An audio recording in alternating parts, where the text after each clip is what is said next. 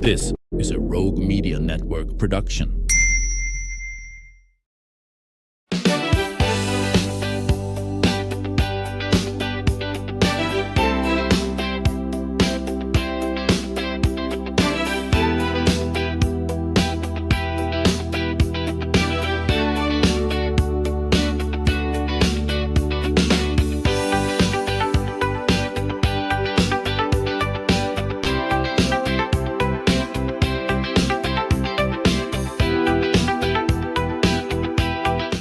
Welcome to the show. Today we are going to talk about something deeply important, and it's an issue that's right here in our own community, an urgent need for foster families.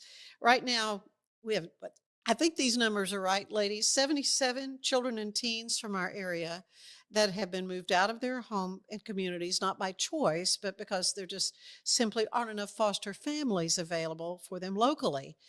That's 77 young lives looking for stability and connection and a place to belong. And that's why a new initiative called 26 in 26 has begun. It's an effort to recruit 26 new foster families by the year 2026. So joining us today are two women who are on the front lines of this important work. Andrea Zimmerman, who is the program director for Families and Foster Care Coalition, and Lauren Daniels, who's a foster care case manager for the Methodist Children's Home Family Outreach, working alongside, of all things, Heart of Texas Goodwill. So I say that because I was so stunned to learn that Goodwill was a part of finding foster family. I mean, I think that's where you take your stuff and then they sell it in a store, which they do that. But we were able to sit together at a gala for Goodwill, along with your wonderful husband, Aaron. And so tell me, first of all, uh, what the coalition is that you're involved with, Andrea, and how you came to this work. Sure. Well, the Families and Foster Care Coalition came about in 2021. And at the time, there were high numbers of children in hotels in Waco. And this was due to, this is during the pandemic. So Right. foster homes weren't reopening, and then some group homes had closed. And it just kind of crescendoed into this placement issue. And so kids were in hotels, and it got the attention of the city of Waco. And Mayor Meek said, we have a crisis in foster care. Let's build a coalition. So he charged CASA of McLennan County and Prosper Waco with forming this coalition. Mm-hmm. And then in 2022, I became involved in the coalition really as a community member, interested in the needs in our community on behalf of my church, and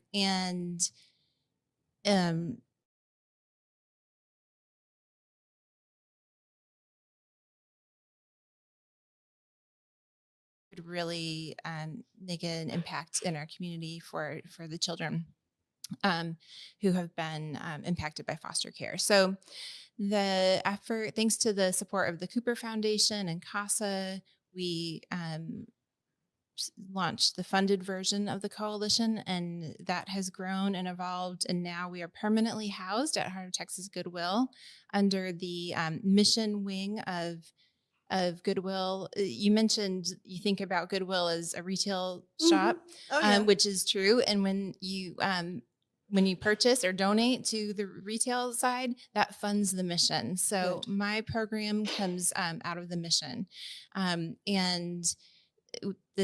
So that's our permanent home now. I'm real grateful for that. Well, and I presume it's the facility there on New Road. Yes. We That's have where your offices are. Yes, the administrative offices on New Road. I sort of float around in the community. We sometimes I office at the East Waco location. Sometimes I'm in Bell County. So, but yeah, our real work is mostly done out of the New Road. Right, right. So let's talk about the Methodist Children's Home and its role in this, because the home also has its own foster program, right? So what Yeah. kind of brought you to the coalition? Yeah, so Methodist Children's Home has gotten to be a part of the coalition since it started, day and one. yeah, in some way, just in the different spaces that we get to be in with our prevention programs and our residential facility. But this last year, last February, we reopened our foster care program, and so we got to be in it intentionally in that space, helping recruit foster families for our community. So we've gotten to take it to the next level and be involved that way. Right. So the kickoff was in January. I take it on the 26th in 26. Yes. How's it going? Great. We launched, as you said, in January. This is a concerted effort to license 26 new families from Waco to keep children here in Waco, and so they don't have to go to other parts of the state. And I think we are at 3 families who have completed applications. I haven't checked. I should have checked in before this podcast, but we have drop-in sessions almost weekly, 3 times a month over at Common Grounds Woodway. And that's an opportunity for people to meet with one of the representatives from our campaign and just kind of learn about foster care Get and some ask questions questions. answered. And Yeah. And so those have been real successful. We've had a lot of, almost every session has had at least 1 or 2 families drop by. So we'd love to get into more spaces. One thing we'd like to do is to get into businesses that have a staff that have people that might want to be foster parents or might have been thinking about it and say, oh, I really want to do that one day. We want to talk to those people because now is a great time. And we would like to provide a gentle on-ramp for them to explore foster care. who are you looking for in a foster parent? Does it have to be a couple? I'll let Lauren answer that. No, I mean, so every agency has different requirements, anything from financial to who's in the home. But in general, I would say for our Waco community, anyone who's willing. We know it's a lot to ask for, but I would say, and Andrea would hopefully agree, that the blessings far outweigh the challenges of it. And so anyone, whether that's a couple, individual, if you're willing and able to open your home to care for kiddos, then that's what can really make a good foster parent. So what are the ages we're talking about? Or can a foster parent say, I just want maybe teenagers, or I just want school age, or Yeah, so any because not everybody's equipped to take a baby. right. Yeah. So, I mean, any kid coming into care that can be 1 day old, straight from the hospital to we can be in the teenage years, 18-year-olds aging out of care. And there's other things past 18 support. But in terms of foster care, it's that 0 to 18 age range. And so if you're becoming a foster parent, you have the chance when you do your home study to say, hey, our family is best equipped to care for kids 2 to 5. Or we really feel passionate about working with teenagers. And so you have that ability for whatever your capacity is, even your passion or strengths are, you have that ability to kind of have that preference. Yeah, and I guess for whatever length of time a child is in the home, there's gonna be a relationship formed, huh? Yeah, yeah. That's one of, I think, the best things that foster care can offer. Yeah. I mean, the hope and goal of foster care is reunification. And when that's not possible, to find what we call kinship. And so that could be a relative, family member, sometimes someone else in that close circle that can care for those kiddos.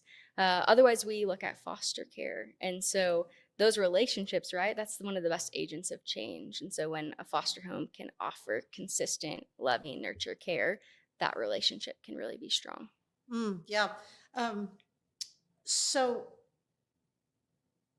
what does this 77, what does that really mean? I mean, how many, just what is the impact of the need initially? And I presume maybe those numbers are fluctuating.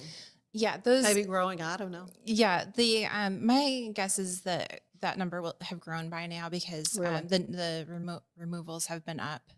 These were the numbers when I got the brochures printed in December. Yeah. I mean, that was So, just current information at the but time. it's roughly around that number, let's say.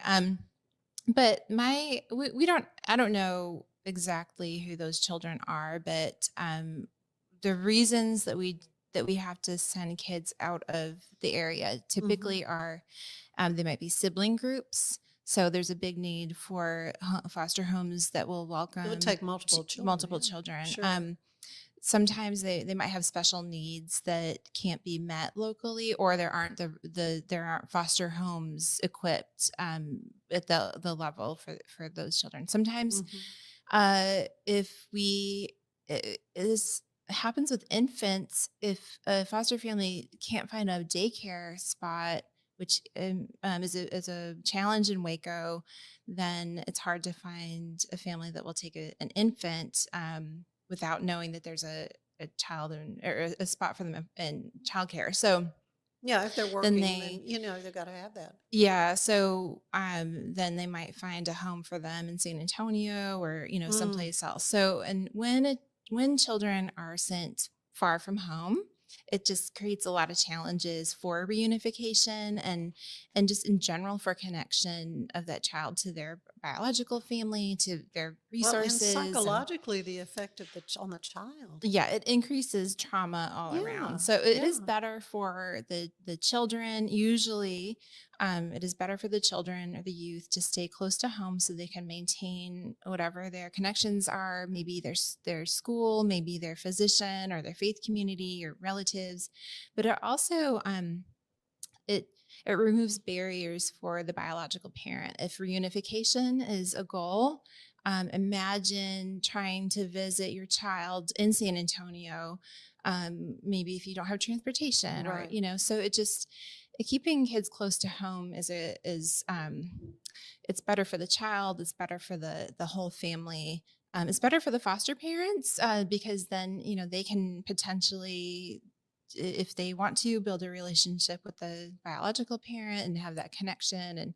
And we have so many great visitation spaces now in Waco through Foster Village and through Isaiah 117. Tell me about that. I see they're one of your participating agencies.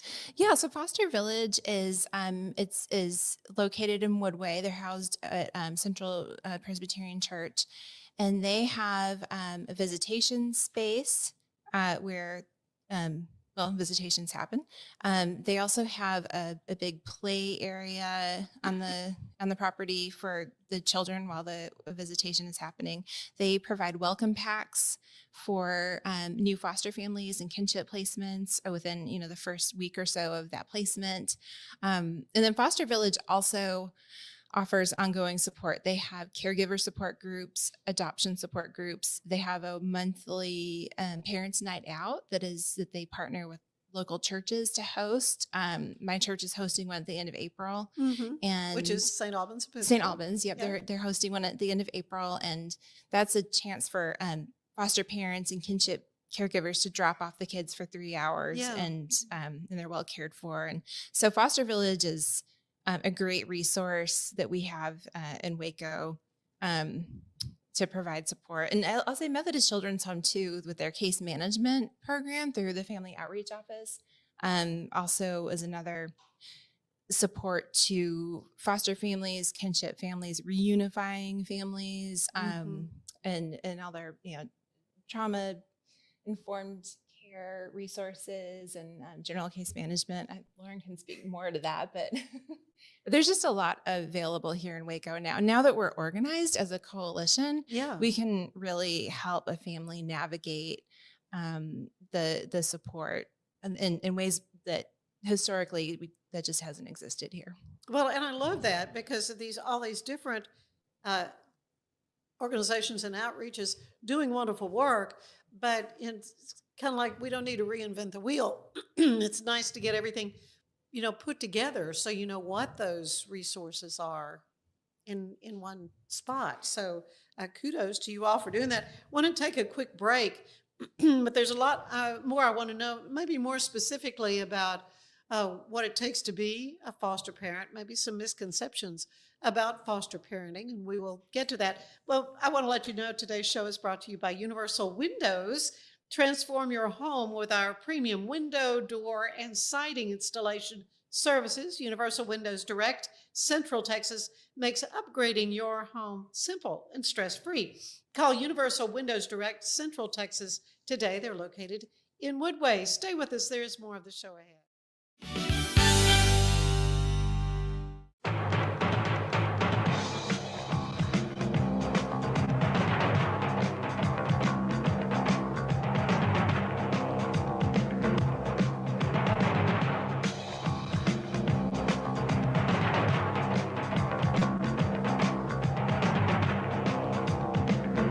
Like Alan Samuels always said, Waco has a lot to offer, and so do we at Alan Samuels Dodge Chrysler Jeep Ram Fiat. Come by, let's be friends. Earning an online certification is a quick and convenient way to gain industry-recognized credentials. Select your ACLS course. Print your ACLS certificate. You can print your certification wallet card. aclsnow.com. Our patented handles were launched in 2018. We continue to push the boundaries of strength training. Join us in making your training more natural and effective. Visit Engels90.com to learn more and revolutionize your workout. Cleanse your body of accumulated toxins and embark on your wellness journey at your own pace. At Global Healing, we provide premium supplements to help your body heal naturally. Start your healing journey today at globalhealing.com and organichemp.com.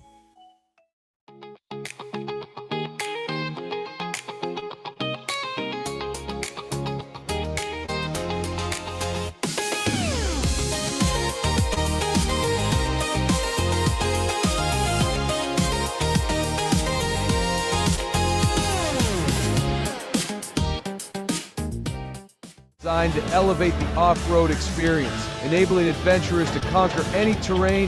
For 50 years, you've trusted us on your toughest recoveries, to your most breathtaking destinations, and in countless unforgettable memories.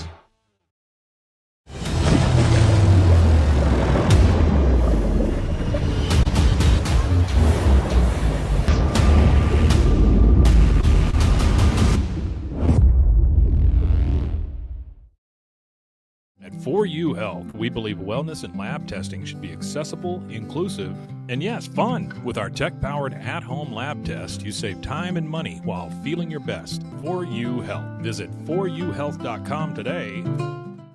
Enjoy a quiet atmosphere with beautiful river views at the Brazos Landing, located in Waco along the Brazos River across from McLean Stadium. Enjoy homemade dishes like shrimp and grits, chicken piccata, braised short ribs, prime New York steaks, and more. Plus, enjoy a delicious dessert like creme brulee or key lime pie. Open for lunch and dinner Tuesday through Sunday. Brazos Landing in Waco, the only place where I-35 and the Brazos River meet.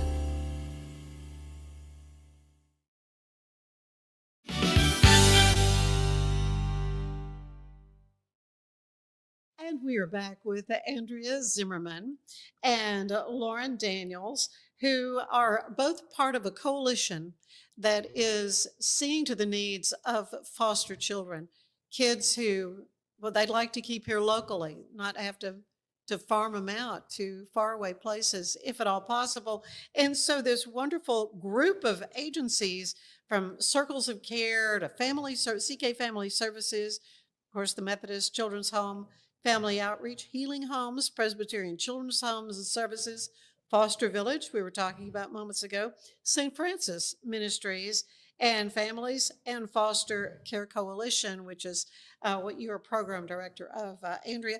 There is maybe a misconception that if you're going to foster a child, it's going to be a long-term thing. Is that true or not? You know, it can look a lot of different ways. Okay. So you could have a family take in a child or a youth, and it could be for 4 days. It could be really brief. And then it could be a lot longer. Typically, there's like statute of limitations isn't the right word, but there's like a limit of when CPS is required to do kind of their sides of things, work through the plans with bio parents, and come up with the plan for what's next. So ultimately, we want this child to have stability and reach permanency. And so that can be up to a year, 2 year typically is when getting on the longer end. But So it could vary. Is this also, is it never a possibility maybe for that child to be adopted or not? That would never happen in this case. What is? It's a, do you want to take it? yeah, Okay. it's definitely a possibility. Okay. So the primary goal is always reunification With bio biological parents. parents. Yeah, sure. when that's not possible, we have kinship, what we talked about. Mhm. And then when that isn't an option either, then the child could be adopted. So ideally, right, we would want that to be with the foster family Yeah. that they're with. Sometimes maybe a foster family isn't adoption motivated, and that's Mhm. okay. And so we would find the youth or child a foster home that is open to adoption, desires to do that, and then we'd go that route. So adoption is definitely a possibility through foster care. Yeah. But there's So, go ahead. there's been a bit of a change in sort of the culture around foster care. I guess you could say that, maybe 15 years ago, somebody would say, well, I'll just foster to adopt a child. Like that might be part how they want to plan their family. Oh. But that is not really a thing anymore. There Okay. are children who are, available for adoption, but for the most part, we really encourage families to go into it to foster. If adoption becomes an option, then there's a lot of support for that, and that the really the goal statewide and even nationally is to preserve families, and whether that looks like reunification or, as Lauren said, working with a kinship family for An aunt, for an uncle, or permanency. whatever. Yeah, then or even there's a term now called fictive kin, where that might be somebody who is maybe a teacher of the child or a school counselor or somebody in their life who's not related biologically but is known to the Knows them. family. Yeah. And so that is another type of kinship care Interesting. that is encouraged. Now, you mentioned regular kind of gatherings where people can come, and if they just want to initially start looking into the idea, what is involved in becoming a foster parent, though? What kind of procedures do they have to do? Yeah, so in general, every agency might have slightly different requirements down to the hours of training or what's covered. But overall, there's requirements from the state called minimum standards. It's this fun, like 500-page document that details all the requirements for agencies, for foster parents. Yeah. And so the general step and process is every agency is going to have some form of an orientation or an info session. You can attend that, ask questions, and then from there, it's typically background checks. So we're going to run a criminal background check, an abuse background check.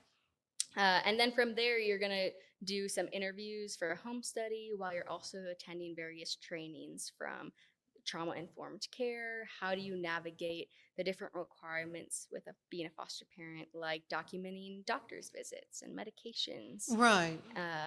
To how do I go about a relationship with bio parents, visitation, things like that. You would cover all of that in training to then complete your home study, which consists of some of those interviews with the family, with the adults in the home, with the kids in the home.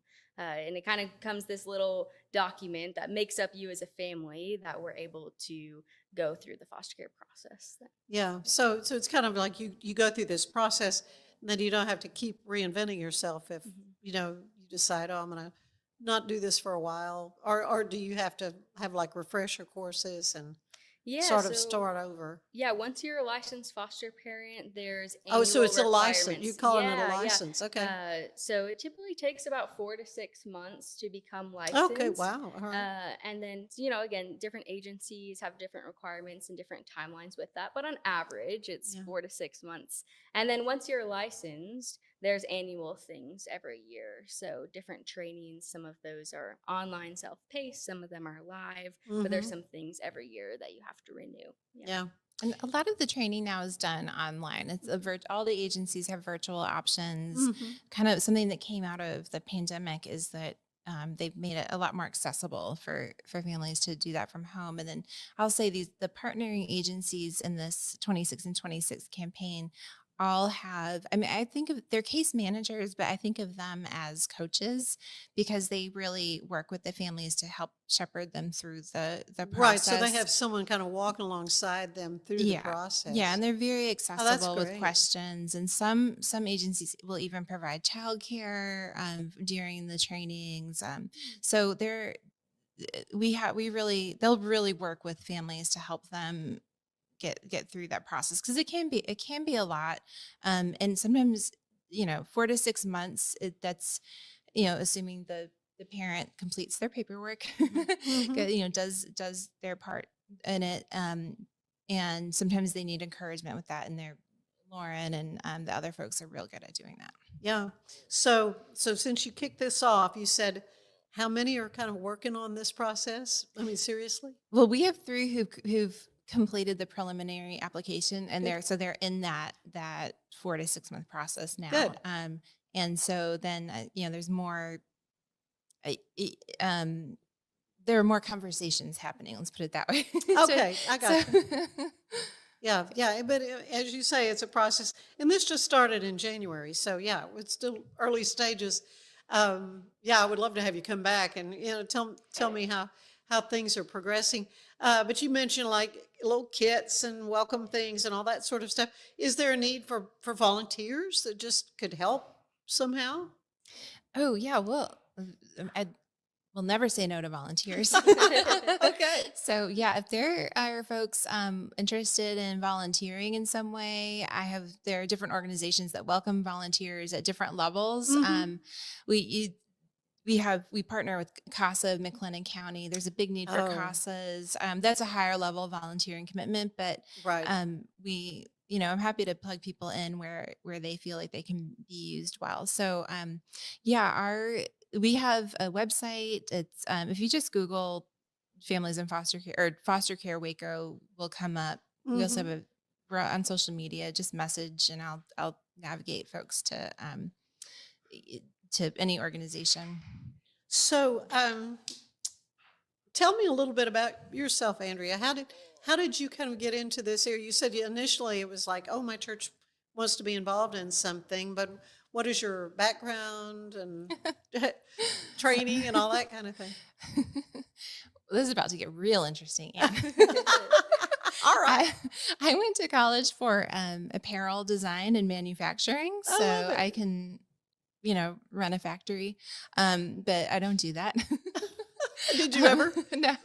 I worked a little bit in technical design and for a catalog company, but no, I came to Waco because my husband became the rector of St. Albans Church. Right. And so that's what brought us to Waco. So I've always had an outreach mindset within my faith life, I guess, and within churches. And a pastor's wife is a calling for sure. It is. And this particular, in Waco, I've worked in the schools. I worked for 3 or 4 years in elementary schools, tutoring between 3rd and 5th grades. Yeah. And a lot of the youth I worked with were CPS involved. Really? And I remember at one school, this is my why. At one school, there's one 4th grade classroom that had, I think, 15 kids in it, and 6 of them had open CPS cases. And I loved those kids. And it, if I could, I mean, it wasn't appropriate for me to step in with those families at that time, but thinking about those kids and how maybe, helping their families or providing a safe, stable place for them while their families worked on their issues, that really spoke to me. So that's sort of my why. And then I mentioned after we were coming out of COVID through my church, our church grew during the pandemic. Oh, yeah. So it was wild. We we had a lot more people. We had Well, increased and capacity. a lot of it because of that rector. I have to say, he's a dynamo. He's wonderful. And the people. I mean, the people yeah, there and are wonderful. just, It's a wonderful fellowship there. Yeah. So so we are in this position where we could do more. We could serve more of the community. Sure. So my husband said, help us like figure out what the needs are. Yeah. So you don't have to go too far, but around that time I read an article in the Trib about this coalition. And so I was like, well, I'll join this coalition. Yeah. And this space what I do is more community organizing in the foster care space, from prevention through permanency. So I'm more like working with the organizations to organize our resources. And, Right. So that is something that is within my skill set. I didn't have much experience in the foster care space other than, knowing people who've been foster parents. But it is something that I've read a lot about, and maybe had a slightly elevated knowledge about, but it's not hard to learn either. Yeah. It's not hard to learn. And I really try to platform the experts to talk about the foster care itself. And then I kind of stick to working with the organizations to serve families. Mm-hmm. Yeah, getting the most out of them for what their mission is. Lauren, yourself, how did you get involved in this kind of work at the Methodist Children's Home? Well, actually, growing up, my family did foster care. Yeah. And so I have a big personal tie I love to that. that. Yeah. My younger brother is actually adopted. And so I've gotten to kind of go on that journey of what it looks like to be a sibling of a foster family, and see the challenges of that, but see the many ways that it's very intentionally impacted me for the better. And so kind of having that experience growing up and going to school for social work, it just was a no-brainer that I wanted to be more a part of that. And so when MCH had the chance to open up our foster care office in Waco, it was an absolute yes, I want to be involved in that and walk alongside these kids and families. Yeah. Had you been working at the Methodist home at the time? Yeah, so I've been there. I started there as an intern. Did you during really? grad school? So I've been there for about 3 years now. Yeah. Oh, yeah. Oh, that's wonderful. I mean, I'm sure even in that length of time, you've seen some wonderful stories. Yeah, definitely. Come at it without sharing too much. Can you kind of pinpoint a few things? Yeah, I think one of the things I admire about MCH the most is the continuum of care that we can offer. So the ways that I've gotten to see or walk alongside families that we might serve in parent education, that then moves to case management, where we get to be in the home with them. Maybe that's a grandma caring for her 3 grandkids, right? And that's that kinship aspect we talked about. So we get to walk alongside of them, help them. Yeah, because there's a reason God gives children to younger people as a grandparent. Yeah, there can be definitely different challenges, right? Oh, yeah. As a grandparent, learning how to care for kids again in a different way, in a different generation, right? Oh, yeah. All the rules seem to change a lot, too. I mean. But that was one of the really unique things of getting to walk alongside. I mean, families of all different kinds of makeups. That's just one example. Oh, I know. But we get to, whether that's resource connection or some parenting work, communication in the home, navigating kids who have experienced, or even adults who have experienced different trauma. But then to get to see them move to one of our counseling programs, and then maybe even eventually foster care, where we get to license them and offer them different support. There's just so many stories I could share across that, where seeing them really get to be empowered and step into to care for kids is really great. Yeah, I know it's got to be rewarding what you're doing, and this effort that is through. The Families and Foster Care Coalition. Goodwill. I mean, it's just like, it kind of blows my mind, the Goodwill. But Heart of Texas Goodwill Industries Incorporated, one of the participating agencies, and it's just so much. The Families and Foster Care Coalition, which is, you say, Mayor Meek, how many years ago now? 2021. 2021. So it's been 5 years ago. Yeah. Well, and so it's it's an issue that's not going to go away. You know, it's kind of like when I have the advocacy folks on, yeah, I say, I wish we could put you out of work. You know, Right. just didn't need you in the community, but that's just sadly not going to be the case. And so for these different member agencies to step up and say, this is our heart, this is what we want to do. We want to help children who are, you know, who no fault of their own, you know, find themselves in a place where they can't be with a nuclear family like we would hope every child could be. Just in the last few minutes, how can folks get in touch with you and learn more about this 26 in 26 effort? Yeah, so an easy way is to drop in to Common Grounds Woodway. We are there the first Thursday, the second. First Tuesday. Is it first Tuesday? First Tuesday. Okay. On our Facebook page, you will see the schedule. We are there But you're there a lot. three Yeah. times a month, and it bounces. A time of day bounces around. Also, just reach out to me through any of our website, social media. We're happy to meet one-on-one with folks. However, in whatever way that works for them, we can meet at a park if they have kiddos, or the Common Grounds is so great there because there's a place for kids to play. And exactly. it's wonderful, yeah. And we're also happy to come into if you are part of a faith community. We all get together and take it on the road and do info sessions at churches. And so we have one coming up later this month. And so we would love to come to where you are and talk to you about the needs, and we can make it real concise, and we'll bring snacks. Yeah.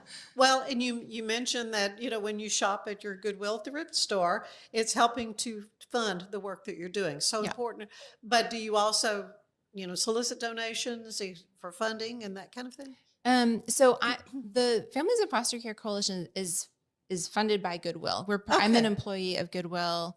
For this particular campaign, the Waco Foundation actually supported this campaign through their mini grant opportunity. And then the participating agencies also helped out. So Goodwill is a nonprofit. Of course, we will accept donations through the website, and you can even designate to the Families in Foster Care Coalition, and all of these agencies, of course, fundraisers. We're all nonprofits. So if you want to support the work of foster care, you can do that through any of these organizations.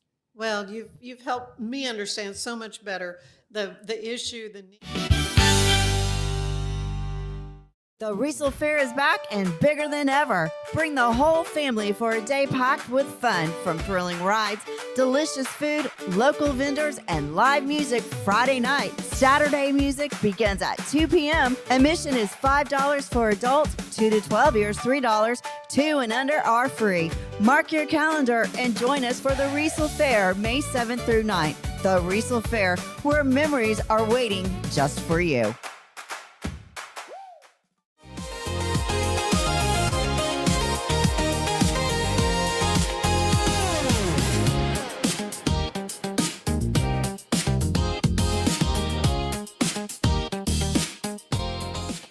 Designed to elevate the off-road experience, enabling adventurers to conquer any terrain. For 50 years, you've trusted us on your toughest recoveries, to your most breathtaking destinations, and in countless unforgettable memories.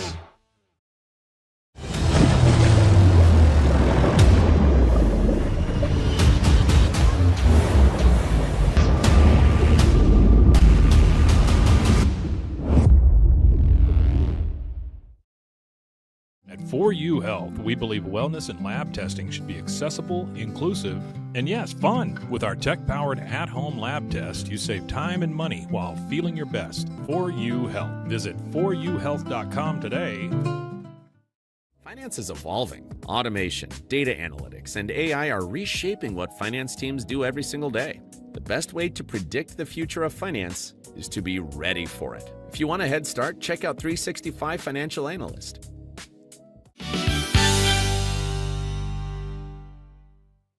Show Today, we're going to talk about something that's truly reflecting the heart of the community, and it is compassion in action. I'm talking about the Body of Christ Community Clinic in Belton. Quietly and faithfully serving neighbors in need for many years now, providing essential medical and dental care to those who might otherwise go without. It's the kind of work that changes lives, restores dignity, and reminds us what it means to truly care for one another. Now they're inviting the community to join with them for a very special evening. Their upcoming annual banquet is on April 30th. Not just a fundraiser, it is a celebration of impact and hope and the power of people who are stepping up to serve. So it is a delight to get to visit with Donna Dunn, who's the executive director. Here's my visit with her. Well, how many times have you now been with me? Several. Several. I appreciate you having me. Yeah, right. And of course, we go way, way back to elementary school, truth be known. And so it's We're getting always old, Ann. well, yeah. Thanks for newsflash, everybody. Stop the presses. Ann is old, but that really it's always fun. Yes. To see friends from a long, long time ago. Yes. But you have been with the Body of Christ Clinic now as executive director, correct? Yes. Since 2012. 2012, and this ministry is so remarkable. Thank you. Yes. And it is so impactful, as I say. And so it takes money for this kind of thing to happen, because you do provide these services Right. for folks who can't get dental care and all that kind of thing. Correct. Yes. So yes, we were started. The clinic opened in 2010, and we serve the East Bell County area. People that don't have any insurance and are very low or no income, which Texas has the highest uninsured rate in the United States, and Bell County is one of the higher uninsured counties. And so we basically go by the federal government, federal poverty index level. And I think for a family of four these days, it's like $64,000 a year. There's a lot of folks in our area that do not make that kind of money. Oh, I can imagine. And so we do medical and dental services. We do not charge for our services. We have a little donation jar at the front of each desk at the medical clinic and the dental clinic. And we ask patients if they're able to make a donation. And 99.9% of them do throw in. It may be a $5 bill, a $20 bill, a handful of change. I mean, they give what they can. Yeah. Because like they widow's appreciate mite. the services. Yeah. Absolutely. Yeah, Yes. yeah. So that's where the community steps in, the Yes. community part of the clinic. And it's so wonderful that you have some awesome fundraisers over the past. You've been able to come on and tell me about some of the great Right. music acts and folks that have come in and really blessed everybody there. Yes. Yes. So tell me about this upcoming event on the 30th. So April 30th, we have an annual banquet every year. And this year we're having Charles, he goes by Skeeta Jenkins, to be our speaker. Okay. And he lives in our area. He's originally from Louisiana, but he does a lot of movies. He does plays at our civic theater and stuff like that. He's done some movies, and he's a remarkable gentleman. I mean, he grew up knowing what it's like for the patients that we see. Right. And He's so, been where they are. yes. So he has Yeah. really a heart for giving back. And so Yeah. he's agreed to do the speaking part for us. And it's our annual banquet. And that's where, a lot of our funding comes from, to enable us to continue to do the services that we do. We do fundraisers. We have individual donors. We have So you have regular support. People can just and some give churches monthly or that whatever. support us. Yes, and so that's how we are able to keep our doors open. truly the hands and feet Yes, of Jesus for folks who are in Yes. need of medical attention and dental attention. What are some of the most pressing needs you're seeing now? Well, like I said, so many people have health issues. A lot of our patients are diabetic or have hypertension and that sort of thing, and they're just not able to get regular care. I mean, in a tough situation, they can go to the emergency room. In the emergency room, if you report to emergency, they're going to see you whether you have insurance or not. Sure. But to get continuum of care after that emergency visit, that's pretty much hard to do. And so we're able to help those folks in those situations. And then for the dental aspect of it, it is a huge need because you can go to the emergency room and there's not much they're going to be able to do if you've got severe tooth pain or something like that. They might can give you an antibiotic, but they're not going to be able to take the teeth out to relieve, the situation. Oh, yeah, to fix the problem. So being a charity dental clinic is a huge need for folks. I mean, dentistry is very expensive. Oh, sure it is. So, and that is one thing that people just put off. Right, exactly. Right. They're trying to make it day to day, and they just kind of ignore their oral health. Right, and then things just get even worse. A lot of people don't realize how many people fall through the cracks. Absolutely. Yes. Yes. So paint a picture, if you would, is there like a typical patient that you serve or not? It's just all ages and ranges. It's all ages. We don't see many kids. All of our providers, our medical providers, are all volunteer. We have two retired doctors and 2 retired nurse practitioners that are there every Tuesday to see patients. And then we've got our Thursday evening group there's a few that are retired, but most of them work at our healthcare system at home, Baylor Scott and White, and come over to volunteer after work with us. Yeah. So we've got that steady stream of volunteers. Well, sometimes it's ebbs and flows. Sometimes we don't have enough, but a lot of times we've got over 170 something volunteers, licensed as well as non-licensed people that like help at the front desk or help for other situations. But our Tuesday clinic is mostly the patients that we see on a regular basis that don't, like I said, don't have any insurance or between insurance situations or stuff like that until they can get on Medicare or Social Security and that sort of stuff.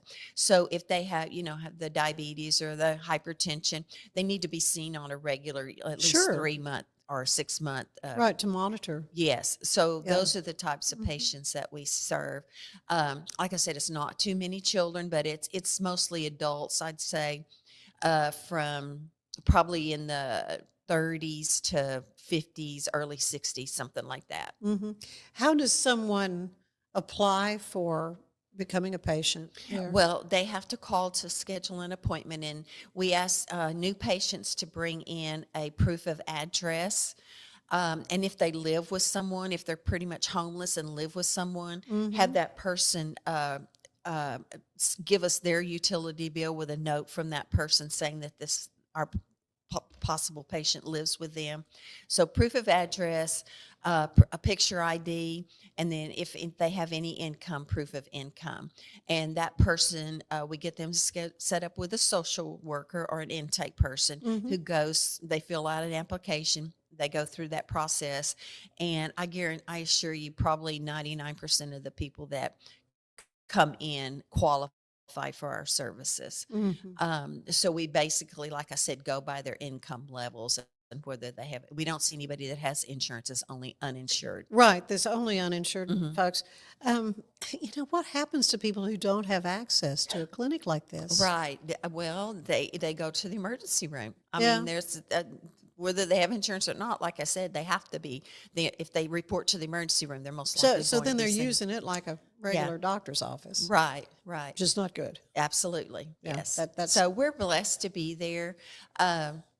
It's been a blessing. It's really kind of opened my eyes because I used to work at the major system, Baylor Scott and White, before that, and you kind of get into this little silo, and then you get out in the community and see these folks that can't come to Baylor Scott and White or go to any other, major healthcare system. And it's really, we have missions in our own neighborhoods. And so it's good that we're able to see those folks that don't have any other resources. Somebody who's listening or watching wants to help. How can they do that? How that can would you be plug awesome. them in? You're always looking for folks, huh? We have a website, Body of Christ Community Clinic, and you can go to that and get more history of how we were started and what we do and those sorts of things. And then there's actually a donate button on there that they can Sure. make a donation, and then it comes to us. Yeah, yeah. Well, this upcoming event on the 30th, Charles Skeeta Jenkins Yes. is going to be your keynote speaker. Yes. What are you hoping people take away from this event? Well, mostly our mission that will be explained and the video will be shown. They come and gather together.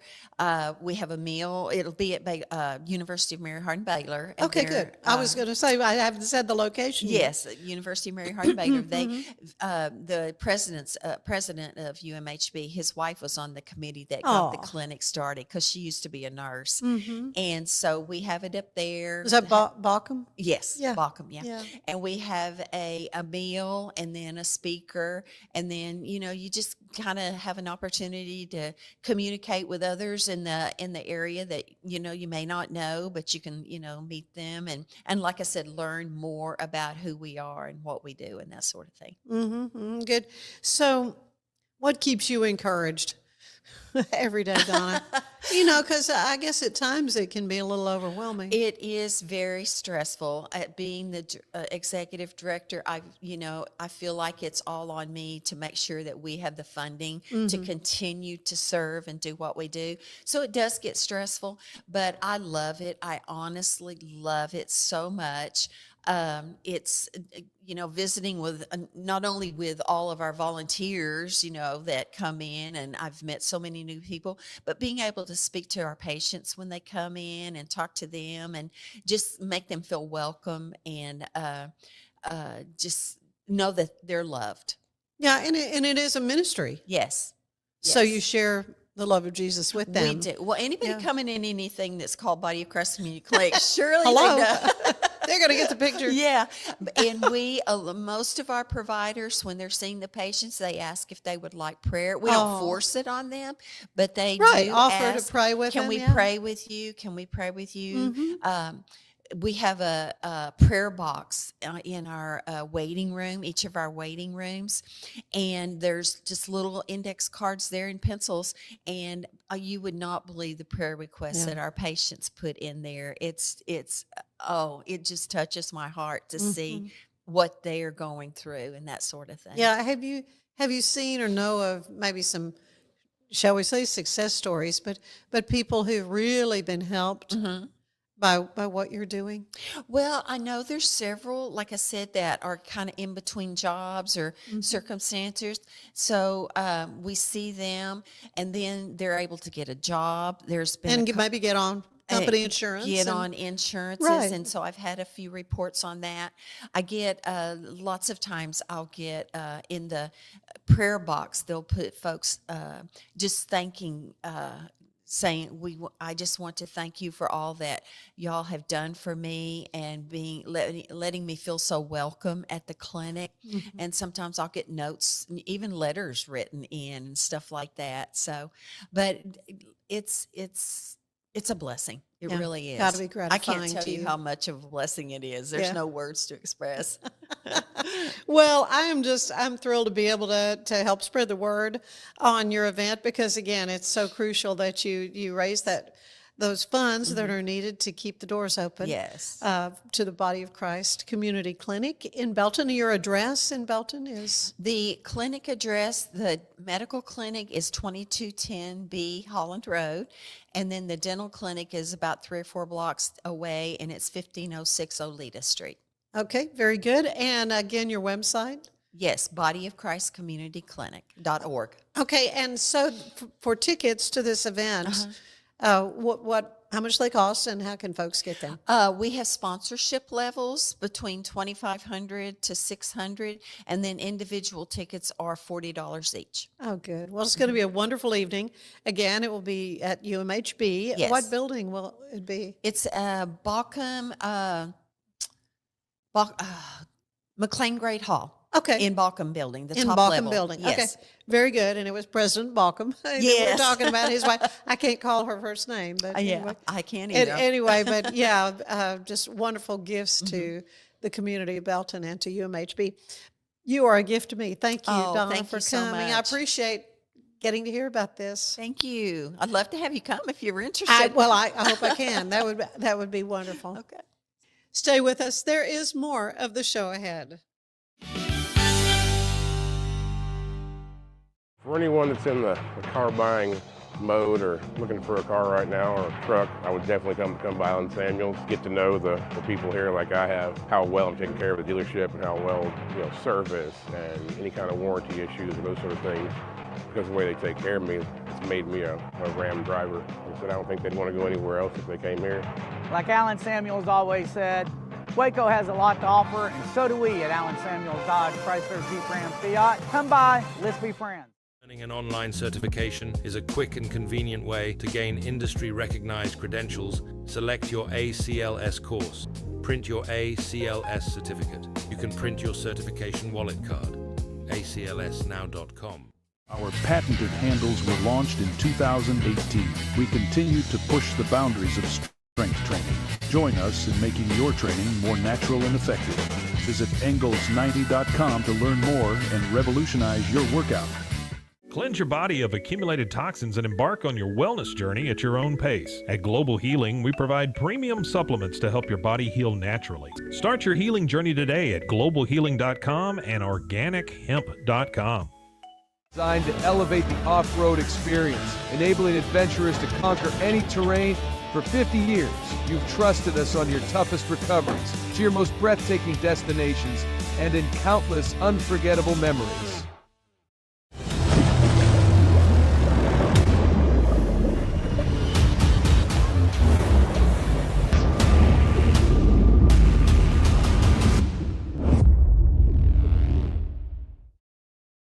Finance is evolving. Automation, data analytics, and AI are reshaping what finance teams do every single day. The best way to predict the future of finance is to be ready for it. If you want a head start, check out 365 Financial Analyst. At 4U Health, we believe wellness and lab testing should be accessible, inclusive, and yes, fun. With our tech-powered at-home lab test, you save time and money while feeling your best. 4U Health. Visit 4uhealth.com today. Enjoy a quiet atmosphere with beautiful river views at the Brazos Landing, located in Waco along the Brazos River across from McLean Stadium. Enjoy homemade dishes like shrimp and grits, chicken piccata, braised short ribs, prime New York steaks, and more. Plus, enjoy a delicious dessert like creme brulee or key lime pie. Open for lunch and dinner Tuesday through Sunday. Brazos Landing in Waco, the only place where I-35 and the Brazos River meet.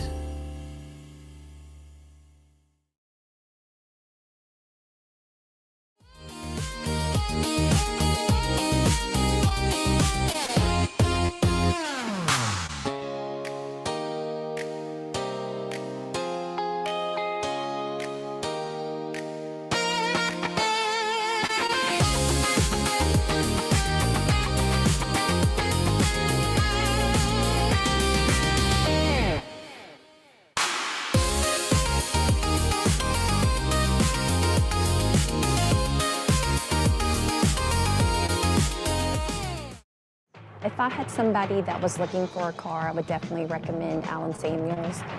The trust that I have, the care that they take, they genuinely want to take care of you. They really ask for your feedback when you go to the support department to make sure they're taking care of you in every way possible. So I really appreciate that they listen to your feedback. Like Alan Samuels always said, Waco has a lot to offer, and so do we at Alan Samuels Dodge, Chrysler, Jeep, Ram, Fiat. Come by, let's be friends. Apollo Neuro is a new kind of wearable that helps your body recover from stress, that helps you calm down and feel better. You sleep better, and you can get back to being yourself. Learn more at apolloneuro.com. I had a panic moment running my hands through my hair, and that's when I found Keeps. Keeps gave me the results that I was really looking for. I definitely felt a lot more confident once I saw my hair coming back. Keeps has given me the control of my hair back. Get your first month free at Keeps.com. It's not just a glove, it's a 44 Pro. Crafted with dedication, made for performance, and built to last. Get your custom glove today at 44pro.com and experience the 44 Pro difference. That's 44pro.com, 44 Pro.